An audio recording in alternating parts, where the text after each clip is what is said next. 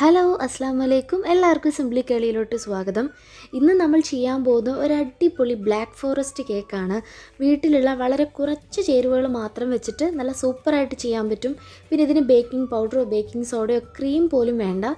എല്ലാം നമ്മൾ വീട്ടിലാണ് ചെയ്യുന്നത്. സത്യം പറഞ്ഞാൽ 4 ചേരുവകൾ മാത്രം മതി. അപ്പോൾ ഈ ഒരു റെസിപ്പിയിലോട്ട് പോകുന്നതിന് മുന്നേ നിങ്ങൾ ആദ്യമായിട്ടാണ് ഈ ചാനൽ കാണുന്നതെങ്കിൽ ഇതുപോലുള്ള ഈസി റെസിപ്പീസൊക്കെ വേണമെന്നുണ്ടെങ്കിൽ ചാനൽ ഒന്ന് സബ്സ്ക്രൈബ് ചെയ്യണം. തൊട്ടടുത്തൊരു കുഞ്ഞ് ബെല്ലൈക്കൺ വരും, അതും ഒന്ന് പ്രസ് ചെയ്തിട്ട് ഓൾ എന്ന ഓപ്ഷൻ കൊടുക്കുകയാണെങ്കിൽ ഞാൻ അപ്ലോഡ് ചെയ്യുന്ന എല്ലാ വീഡിയോസും നിങ്ങൾക്ക് മിസ് ചെയ്യാതെ കാണാൻ പറ്റും. അപ്പോൾ ഇനി നമുക്ക് കേക്കിന് വേണ്ടുന്ന ഇൻഗ്രീഡിയൻസ് എന്തൊക്കെയാണെന്ന് നോക്കാം. ഞാനിവിടെ വലിയ സൈസിലുള്ള 3 മുട്ട എടുത്തിട്ടുണ്ട്. ഈ മുട്ട എടുക്കുമ്പോൾ ഫ്രിഡ്ജിൽ നിന്ന് നേരിട്ട് എടുക്കരുത്, പുറത്ത് വെച്ച് തണുപ്പെല്ലാം മാറിയതിന് ശേഷം മാത്രം എടുക്കുക. പിന്നെ നമ്മുടെ സാധാരണ ചായ കുടിക്കുന്ന കപ്പൊക്കെ ഉണ്ടല്ലോ, അപ്പോൾ ആ കപ്പിൽ 1/2 കപ്പ് പഞ്ചസാര. നമ്മളിവിടെ മെഷറിംഗ് കപ്പോ ഒന്നും തന്നെ ബേക്കിംഗ് ടൂൾസോ ഒന്നും തന്നെ ഉപയോഗിക്കുന്നില്ല. അപ്പോൾ സാധാരണ നമ്മുടെ ചായക്കപ്പിൽ നിന്ന് 1/2 കപ്പ് പൊടിക്കാത്ത പഞ്ചസാരയാണ്. ഇതിന് ഒട്ടും തന്നെ നനവില്ലാത്ത ഒരു മിക്സിയുടെ ജാറിലോട്ട് അതായത് മുട്ടയും പഞ്ചസാരയും കൂടെ ചേർത്ത് കൊടുക്കാം. പിന്നെ ഇതിൽ ഒരു നുള്ള് ഉപ്പും കൂടെ ചേർത്ത് കൊടുക്കണം. ഇനി നമുക്ക് നന്നായിട്ട് ഒരു 2 മിനിറ്റ് അടിച്ചെടുക്കാം. ഇപ്പോൾ ഇതുപോലൊരു ചെറിയൊരു ക്രീമി കളറായിട്ട് കിട്ടിയിട്ടുണ്ട്. ഇനി ഇതിലോട്ട് 1/4 കപ്പ് വെജിറ്റബിൾ ഓയിലോ സൺഫ്ലവർ ഓയിലോ ചേർത്ത് കൊടുക്കാം. 1/4 കപ്പ് ചേർത്താൽ മതി. അതായത് നമ്മളിപ്പോൾ എടുത്ത 1/2 കപ്പ് പഞ്ചസാരയുടെ നേർപകുതി അളവിലെടുത്തിട്ട് നന്നായിട്ടൊന്ന് അടിച്ചെടുക്കാം. അപ്പോൾ ഇതുപോലെ നല്ല ക്രീമി ആയിട്ട് തന്നെ കിട്ടും. അപ്പോൾ നമ്മളിപ്പോൾ അടിച്ചു വെച്ചേക്കുന്ന ഈ മുട്ടയുടെ കൂട്ടിലോട്ട് തന്നെ നമുക്ക് മാവൊന്ന് അരിച്ച് ചേർക്കാം. അപ്പോൾ നമ്മൾ നേരത്തെ എടുത്ത കപ്പിന് 1/2 കപ്പ് മൈദ എടുത്തിട്ടുണ്ട്.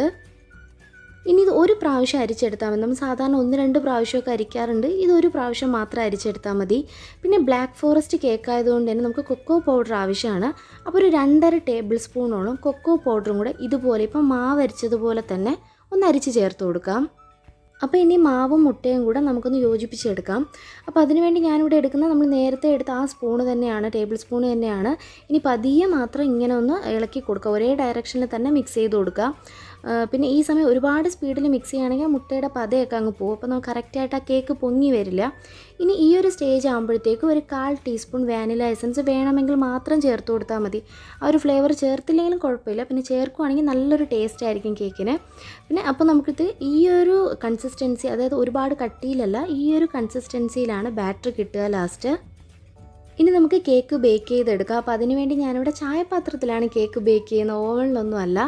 അപ്പോൾ ഇതിൽ ഫുള്ളായിട്ട് ബട്ടർ പേപ്പർ വെച്ച് കൊടുത്തിട്ടുണ്ട്. ബട്ടർ പേപ്പർ നമ്മൾ വീട്ടിൽ തന്നെ ചെയ്ത ബട്ടർ പേപ്പറാണ്. അപ്പോൾ അതിൻ്റെ ലിങ്ക് ഞാൻ മേളിൽ കൊടുക്കാം. ഇതിലോട്ട് ബാറ്റർ ഒന്ന് ഒഴിച്ചു കൊടുത്തതിന് ശേഷം 2-3 പ്രാവശ്യം ഒന്ന് തട്ടി കൊടുക്കണം. അതെന്തിനാണെന്ന് വെച്ചാൽ എയർ ബബിൾസ് എല്ലാം ഒന്ന് മാറി കിട്ടാനായിട്ടാണ്. അപ്പോൾ ഇതിന് മുന്നേ ഞാൻ ദോശത്തവ പ്രീഹീറ്റ് ചെയ്യാനായിട്ട് വെച്ചിട്ടുണ്ട്. 3 മിനിറ്റ് മീഡിയം ഫ്ലെയിമിൽ പ്രീഹീറ്റ് ചെയ്തിട്ടുണ്ട്. ഇനി അതിലോട്ട് ഈ ചായപാത്രം വെച്ച് കൊടുത്ത് ഉടനെ തന്നെ നമുക്ക് അടച്ചു കൊടുക്കാം. ഇനി ഒരു 40 മിനിറ്റ് ലോ ടു മീഡിയം ഫ്ലെയിമിൽ വെക്കുമ്പോൾ കേക്ക് നല്ല പെർഫെക്റ്റ് ആയിട്ട് തന്നെ വെന്ത് കിട്ടും. അപ്പോൾ ഇപ്പോൾ ഒരു 40 മിനിറ്റ് കഴിഞ്ഞിട്ടുണ്ട്. നമ്മുടെ കേക്ക് ഇവിടെ പെർഫെക്റ്റ് ആയിട്ട് തന്നെ കുക്കായി കിട്ടിയിട്ടുണ്ട്. നമ്മൾ ഈ ഒരു കേക്കിന് ബേക്കിംഗ് പൗഡറോ ബേക്കിംഗ് സോഡയോ ഒന്നും തന്നെ ഉപയോഗിച്ചിട്ടില്ല, എന്നിട്ട് നല്ല കറക്റ്റായിട്ട് കിട്ടിയിട്ടുണ്ട്. അതെന്താണെന്ന് വെച്ചാൽ നമ്മൾ 3 വലിയ മുട്ടയ്ക്ക് 1/2 കപ്പ് മൈദയാണ് ചേർത്ത് കൊടുത്തത്. അപ്പോൾ അതുകൊണ്ട് തന്നെ നന്നായിട്ട് ഈ ഒരു കേക്ക് പൊങ്ങി വരും. ഇനി ഇത് നമുക്ക് ഈ ഒരു പാത്രത്തിൽ നിന്ന് ഇളക്കി മാറ്റാം. ഒട്ടും തന്നെ അടുക്കി പിടിച്ചിട്ടില്ല, നല്ല പെർഫെക്റ്റ് ആയിട്ട് തന്നെ കുക്കായി കിട്ടിയിട്ടുണ്ട്. ഇനി നമുക്ക് ഈ കേക്ക് തണുക്കാനായിട്ട് മാറ്റി വയ്ക്കാം. ഈ സമയം കൊണ്ട് വിപ്പിംഗ് ക്രീം ചെയ്തെടുക്കാം. അപ്പോൾ മുട്ടയുടെ വെള്ളയിൽ നിന്നാണ് നമ്മൾ ഈ വിപ്പിംഗ് ക്രീം ചെയ്തെടുക്കുന്ന ഈ വീഡിയോ മുന്നേ ഞാൻ പോസ്റ്റ് ചെയ്തിട്ടുണ്ട്.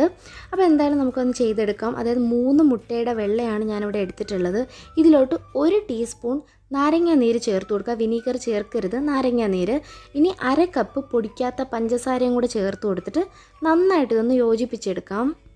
അപ്പോൾ ഇത് മിക്സ് ചെയ്യുന്ന സമയം കൊണ്ട് ഞാനൊരു പാത്രത്തിൽ വെള്ളം തിളപ്പിക്കാൻ വെച്ചിട്ടുണ്ട്. നന്നായിട്ട് തിളച്ച് വരുമ്പോഴത്തേക്കും ഇതുപോലെ നമ്മൾ മിക്സ് ചെയ്ത് ആ ബൗളെടുത്ത് അതിൻ്റെ പുറത്തോട്ട് വെച്ച് കൊടുത്തതിന് ശേഷം ഫ്ലെയിം ഏറ്റവും ലോ ആക്കുക.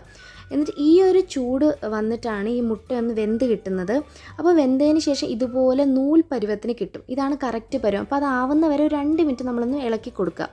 എന്നതിന് ശേഷം ആ ചൂടോടുകൂടി തന്നെ ഫോർക്ക് വെച്ചിട്ട് നല്ല സ്പീഡിൽ ബീറ്റ് ചെയ്യുക. ബീറ്റർ ഉണ്ടെങ്കിൽ അതാണ് ഏറ്റവും എളുപ്പം. ഇപ്പോൾ ഫോർക്ക് വെച്ച് ചെയ്യുകയാണെങ്കിൽ പ്രശ്നമൊന്നുമില്ല. ഇനി ഇതുപോലെ ഒന്ന് പതയൊന്ന് പൊങ്ങി വരുമ്പോഴത്തേക്കും ഒരു നുള്ളു ഉപ്പും കൂടെ ചേർത്ത് കൊടുത്തിട്ട് നന്നായിട്ടൊന്ന് ബീറ്റ് ചെയ്തെടുക്കണം. ഇനി ഒരു ക്രീമി കൺസിസ്റ്റൻസി ആയി തുടങ്ങുമ്പോൾ ഒരു 1/2 ടീസ്പൂൺ വാനില എസൻസും കൂടെ ചേർത്തതിന് ശേഷം വീണ്ടും ബീറ്റ് ചെയ്യുവാണെങ്കിൽ ആ മുട്ടയുടെ ഒരല്പം മണം ഉണ്ടാവും. അപ്പോൾ അതങ്ങ് കംപ്ലീറ്റ് ആയിട്ട് മാറിക്കിട്ടും.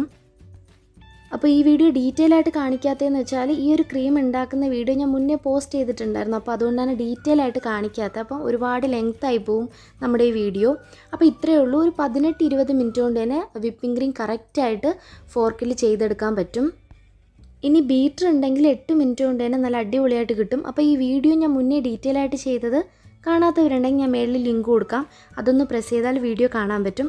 അപ്പോൾ നമ്മുടെ കേക്ക് നന്നായിട്ട് തണുത്ത് വന്നിട്ടുണ്ട്. ഞാനിപ്പോൾ അത് 2 പീസായിട്ട് കട്ട് ചെയ്ത് വെച്ചിട്ടുണ്ട്. നിങ്ങൾക്ക് കാണുമ്പോൾ തന്നെ മനസ്സിലാവും നല്ല സോഫ്റ്റ് ആയിട്ടുള്ള കേക്കാണ്.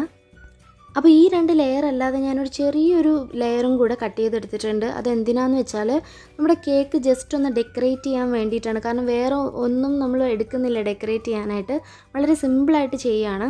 അപ്പോൾ അതിന് വേണ്ടി ഒരു കുഞ്ഞ് ലെയറും കൂടെ ഞാൻ ഈ 2 കേക്കിൽ നിന്ന് കട്ട് ചെയ്തെടുത്തിട്ടുണ്ട്. ഇനി ഇതൊന്ന് ജസ്റ്റ് മിക്സിയിലൊന്ന് പൊടിച്ചെടുക്കാം.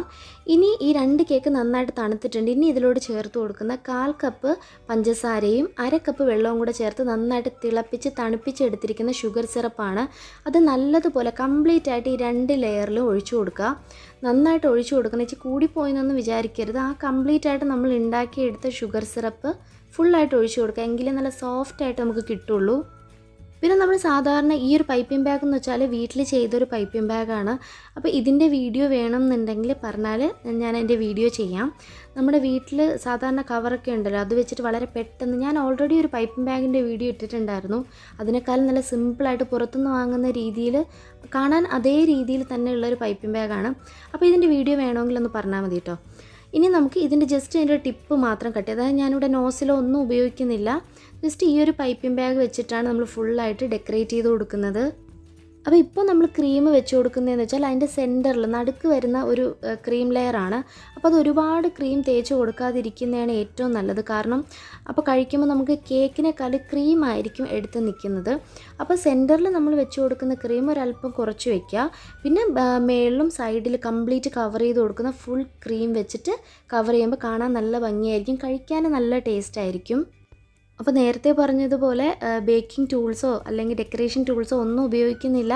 ഇത് സാധാരണ കാർഡ്സാണ്. അപ്പോൾ കാർഡൊക്കെ എല്ലാവരുടെ വീട്ടിലും ഉണ്ടാവും. അപ്പോൾ അത് വെച്ച് തന്നെ നമുക്ക് കേക്ക് ഡെക്കറേറ്റ് ചെയ്യാവുന്നതേ ഉള്ളൂ. അപ്പോൾ ഇങ്ങനെ എല്ലാ സൈഡിലും ക്രീം ജസ്റ്റ് വെച്ച് കൊടുത്തതിന് ശേഷം ഇതുപോലെ നമുക്ക് ആ ഒരു കാർഡ് വെച്ചിട്ട് ഷേപ്പ് ചെയ്യുവാണെങ്കിൽ എക്സസ് ആയിട്ട് ബാക്കി വരുന്ന ക്രീമൊക്കെ നമുക്ക് മാറ്റാവുന്നതേ ഉള്ളൂ. പിന്നെ ഇത് ഒരുപാടൊന്നും ഷേപ്പ് ചെയ്ത് കൊടുക്കേണ്ട, കാരണം നമ്മൾ ആ പൊടിച്ച് വെച്ചേക്കുന്നുണ്ടല്ലോ, അത് ഇതിൻ്റെ പുറത്തോട്ടാണ് ഇട്ട് കൊടുക്കേണ്ടത്. അപ്പോൾ ഇതാണ് ഞാൻ പൊടിച്ചെടുത്തേക്കുന്നത്. നമ്മൾ നേരത്തെ കേക്കിൽ നിന്ന് മാറ്റി വെച്ച ആ ഒരു ചെറിയ ലെയർ കേക്കാണ്. അപ്പോൾ ഇത് ജസ്റ്റ് ഒന്ന് പൊടിച്ചെടുത്തിട്ടുണ്ട്. അപ്പോൾ ഇത് നമുക്ക് ആ ഒരു സെൻറ്ററിലും പിന്നെ ആ സൈഡ് കംപ്ലീറ്റ് ആയിട്ടൊന്ന് വെച്ച് കൊടുക്കാം. ഇനി നമുക്ക് ആ സെയിം പൈപ്പിംഗ് ബാഗ് വെച്ചിട്ട് തന്നെ ഇതുപോലെ ജസ്റ്റ് ഒരു ഡിസൈൻ കൊടുക്കാം. അതൊക്കെ നമുക്ക് ഇഷ്ടമുള്ള രീതിയിൽ തന്നെ കൊടുക്കാം. ഈ രീതിയിൽ തന്നെ കൊടുക്കണം എന്നൊന്നുമില്ല, ഡിസൈൻ കൊടുക്കണമെന്നേ ഇല്ല. അപ്പോൾ കാണാനൊരു ഭംഗിക്ക് വേണ്ടി ചെയ്യുന്നേ ഉള്ളൂ. ഇനി ഈ ഒരു നമ്മുടെ കേക്ക് പൊടിച്ചെടുത്തല്ലോ, അത് വെച്ചിട്ട് തന്നെ സൈഡ് കംപ്ലീറ്റ് ആയിട്ട് നമുക്കൊന്ന് കവർ ചെയ്ത് കൊടുക്കണം. ഇനി ഇതിൻ്റെ മേളിലായിട്ട് ഞാൻ കുറച്ച് ജാം വെക്കുന്നുണ്ട്. അതായത് നമുക്കിപ്പം മേളിൽ ബ്ലാക്ക് ഫോറസ്റ്റ് കേക്കിൻ്റെ മേളിലൊക്കെ ചെറി ഉണ്ടാവുമല്ലോ, അപ്പോൾ അതിന് പകരം ഞാൻ കുറച്ച് ജാം വെക്കുന്നുണ്ട്. കാരണം എല്ലാവരുടെ വീട്ടിൽ എപ്പോഴും ചെറി കാണണം എന്നില്ല. അപ്പോൾ ജാം ഉണ്ടെങ്കിൽ ജാം വെച്ചാലും മതി. അപ്പോൾ ഇത്രയേ ഉള്ളൂ, നമ്മുടെ ബ്ലാക്ക് ഫോറസ്റ്റ് കേക്ക് ഇവിടെ റെഡി ആയിട്ടുണ്ട്. നല്ല സ്പോഞ്ചി ആയിട്ടുള്ള കേക്കാണ്. നമ്മൾ പുറത്തുനിന്ന് വാങ്ങുന്ന കേക്കിൻ്റെ അതേ ടേസ്റ്റിൽ തന്നെ ബേക്കിംഗ് പൗഡറോ ബേക്കിംഗ് സോഡയോ ഒന്നും ഇല്ലാതെ നമുക്ക് സൂപ്പറായിട്ട് ഉണ്ടാക്കിയെടുക്കാൻ പറ്റും. അതും ചായപാത്രത്തിൽ വെറും 4 ചേരുവകൾ മാത്രം ചേർത്തിട്ടാണ് നമ്മൾ ഈ ഒരു സ്പോഞ്ചി ആയിട്ടുള്ള ബ്ലാക്ക് ഫോറസ്റ്റ് കേക്ക് ചെയ്തെടുത്തേക്കുന്നത്. അപ്പോൾ ഈ ഒരു റെസിപ്പി എല്ലാവരും ട്രൈ ചെയ്ത് നോക്കുക. വീഡിയോ ഇഷ്ടപ്പെട്ടാൽ ലൈക്ക് ചെയ്യാനും കമൻറ്റ് ചെയ്യാനും മറക്കരുത്. കമൻറ്റ് ചെയ്താൽ എന്തായാലും ഞാനതിന് റിപ്ലൈ തരുന്നതായിരിക്കും.